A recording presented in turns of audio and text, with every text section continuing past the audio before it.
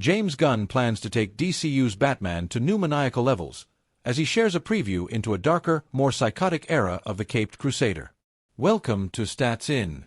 If you're just joining us, please subscribe and don't forget to turn on notifications bell for more video. Inspired by imposing historical figures like Scottish King, Robert the Bruce, and American Founding Father, Mark Anthony Wayne, thus, Bruce Wayne, the Dark Knight was a formidable antithesis to the righteous, hopeful, and optimistic presence of Superman. In the original comics, the superhero was embedded deep in dark mythos and pulpy roots that were worthy of being labeled as nightmares. The early Golden Age era of Batman was so gritty and violent, in fact, that the comics had come under fire for affecting the young, impressionable minds of children. This led to the campy Silver Age era of the 50s and 60s. As James Gunn broadens the scope of DCU, he recently shared a preview of his formative plans for The Dark Knight, and it's as dark and pulpy as one could expect. In a behind-the-scenes video shot on the set of Superman, Gunn reveals his idea for a Batman movie to an intrigued David Corenswet via DC Film News.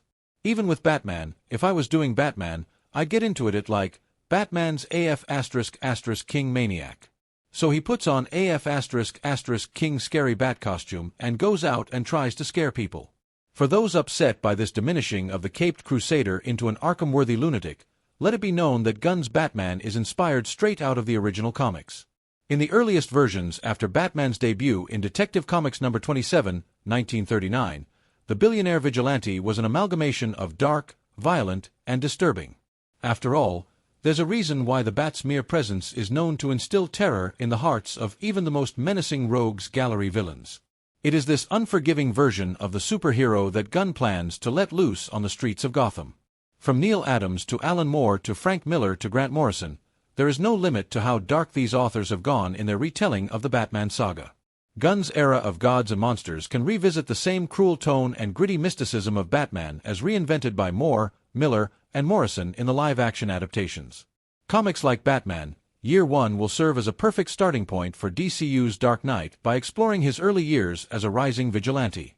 For the more weathered and experienced Batman in The Brave and the Bold, Gunn could blend story arcs from more seminal works like The Dark Knight Returns. James Gunn's psychotic Batman honors those early roots of the superhero by bringing Bill Finger and Bob Kane's original vision to life.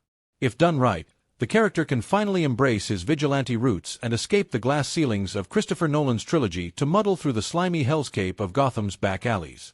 With the Batman, Matt Reeves and Robert Pattinson recently proved that even a character so saturated and overdone like Batman can be revisited from a fresh perspective. It wouldn't be much difficult for a filmmaker as creative and visionary as James Gunn to do the same with his version in the DCU. For a more psychotic rendition of the hero, Gunn could adapt the 90s trilogy, Nightfall, that explored an unstable and mentally crippled Batman. On the other hand, Night of the Owls can serve as a more mature, darker, and volatile take if Gunn plans to introduce the entire Bat family rather than the singular central character. Let us know which other comics can serve well in James Gunn's adaptations of The Dark Knight in DCU. James Gunn has grand plans for the DCU, and it all begins with Peacemaker S02 that will host a lot of cameos to tie in with the larger universe. Welcome to Stats In. If you're just joining us, please subscribe and don't forget to turn on notifications bell for more video. James Gunn's earlier claims of DCU tie-ins have now found solid footing with Peacemaker Season 2. The John Cena series will bring in all the major players from Season 1 and David Corenswet's Superman to establish the scope of the larger DC universe moving forward. One James Gunn and John Cena premiered Peacemaker Season 2 at the AMC Lincoln Square Theater in NYC on August 13, 2025, 3.5 years after Season 1. But with the festivities came certain announcements that might upset the superhero franchise's fans. In an interview with The Hollywood Reporter, the DC Studios chief claimed, "Superman leads, directly, into this show, and then we have the setting up of all of the rest of the DCU in this season of Peacemaker. It's incredibly important. Lots of guest stars coming up, lots of characters that are gonna show up that we've already met in Superman. I don't think there's anything that I've ever done that I love more than this season of Peacemaker, so I'm so excited for people to see it." While all of it may sound incredibly fun at first glance, the star-studded ensemble cast also poses a major problem for the nascent realm of DCU.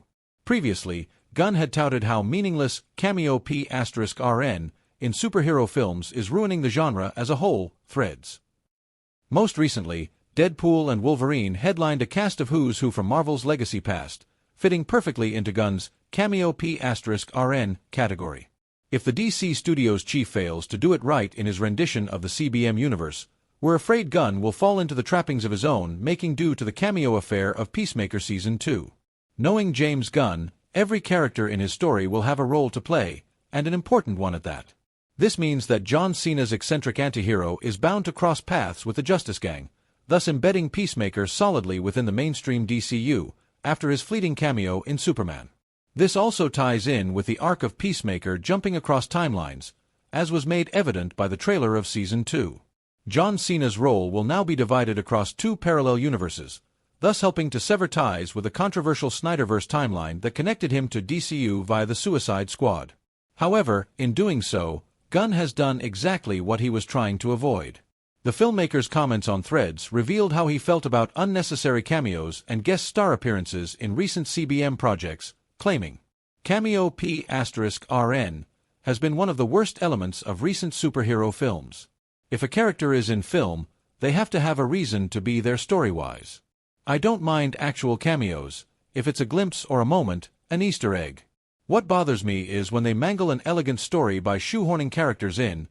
They aren't there because the story calls for it, but for some other reason."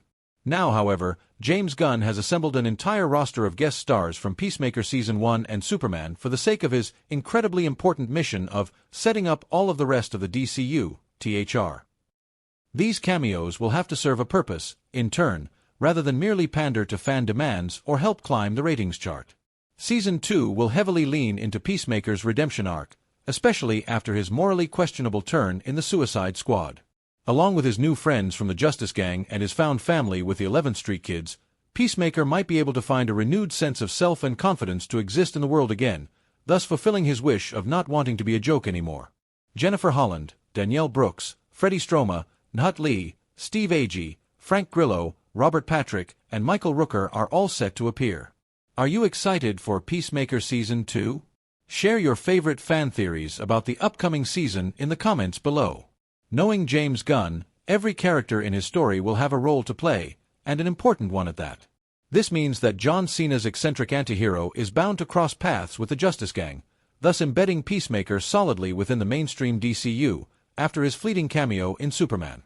This also ties in with the arc of Peacemaker jumping across timelines, as was made evident by the trailer of Season 2. John Cena's role will now be divided across 2 parallel universes, thus helping to sever ties with the controversial Snyderverse timeline that connected him to DCU via the Suicide Squad. Season 2 will heavily lean into Peacemaker's redemption arc, especially after his morally questionable turn in the Suicide Squad. Along with his new friends from the Justice Gang